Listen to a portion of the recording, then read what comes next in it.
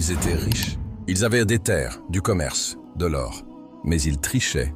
Ils volaient sur les balances. Ils faisaient du tort, sans remords. Alors Allah a envoyé Shu'aib alayhi salam, un prophète droit, sincère, courageux. Il leur a dit, ne diminuez pas les mesures. Ne semez pas la corruption sur terre.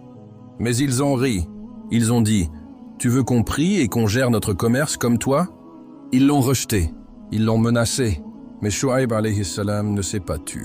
Il leur a rappelé que les biens de ce monde ne valent rien s'ils sont gagnés dans l'injustice. Il leur a dit, je ne cherche que la réforme. Et mon succès ne dépend que d'Allah. Quelle foi, quelle droiture.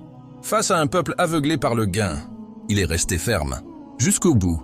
Et nous, dans notre quotidien, comment sommes-nous dans nos échanges? Sommes-nous justes? Sommes-nous sincères dans le commerce, dans les contrats, dans les promesses? Shu'aib alayhi salam nous enseigne que la foi, ce n'est pas que dans la mosquée. C'est aussi dans les marchés, dans les affaires, dans la manière dont on traite les autres.